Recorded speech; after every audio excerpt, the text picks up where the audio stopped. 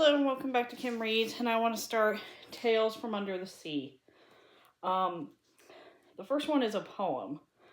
Ripples on the water. Ripples on the water, foam upon the sand, salty water on your hair, seashells in your hand. Try now to imagine a world beyond the beach, where mermaids play with dolphins and schools of fishes teach. Come now and we'll visit the mermaid Ariel. About her friends and family, a few good tales will tell.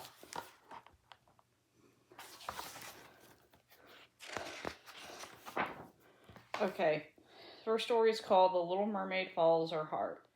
Beneath the sea, in the Sea King's royal concert hall, there was an important little crab who was anything but happy. Sebastian, the royal composer and conductor, had 6 of his Majesty singing mermaid daughters on the stage.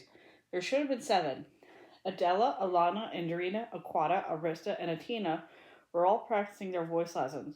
But Ariel, the youngest of King Triton's daughter, was late. Again. Ah, Sebastian called out as Ariel rushed in. You're here at last. We began a half an hour ago, young lady. Do, re, mi, fa, sol, la, di, do, sang Adela and Alana. Where were you? Daddy wants to know. Adriana and Aquata sang as a scale. Daddy was here? Ariel said nervously. Yes, answered Sebastian, and since he asked me, I could not hide from him the fact that his younger daughter was late, and is always late for her singing lessons. Ariel gasped. You told him about all the other times? Sebastian rolled his eyes. My dear sweet little mermaid, I am a loyal servant and trusted friend of the king. I cannot lie to your father. He's the boss. He was here and you were not, and quite frankly, I do not why you can not be less than tardy, more respectful. Poor Ariel looked as if she was about to cry. Oh, Sebastian, interrupted Arista, why do you have to be so crabby? Arista giggled, and soon all the sisters, even Ariel, were giggling out of control.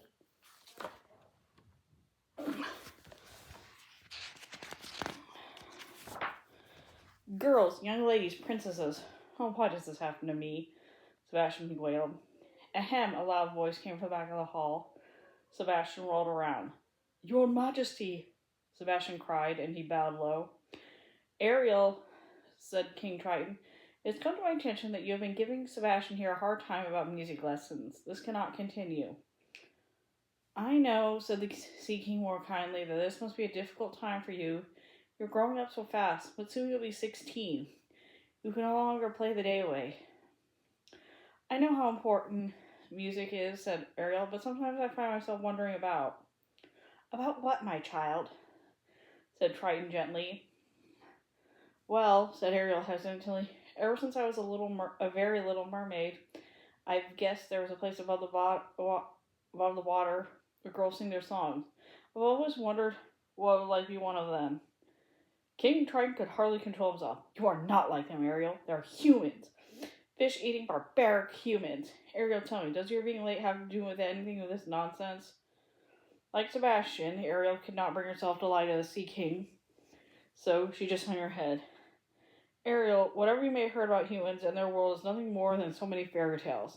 They are very dangerous to us. But, Daddy, I know in my heart that all humans cannot be bad.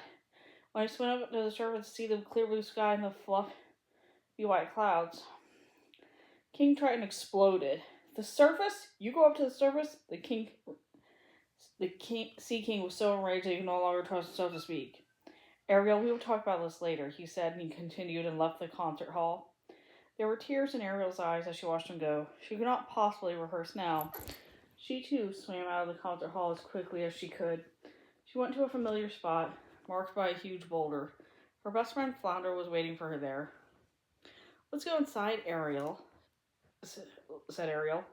She pushed aside the boulder just far enough to allow them to slide through the opening. On the other side of the big rock was a sunlit cavern full of objects that Ariel had collected from sunken ships lying on the bottom of the sea.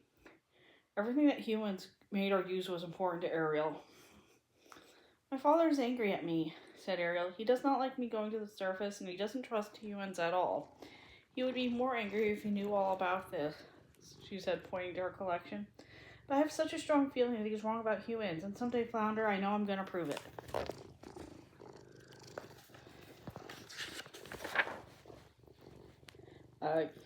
King Triton. I'm the king of all waters, with not one but 7 daughters. So forgive me for a moment if I boast. But these maids are so delightful, never mean, nor rude, nor spiteful. But I cannot say which one I love most. They're also very clever. I'm the greatest ever. And the fish all top to listen when they sing. I would give it all I own. Toss down the crown, get off my throne, for I know that their eyes I'd still be king. And that was the end of that story. See you later.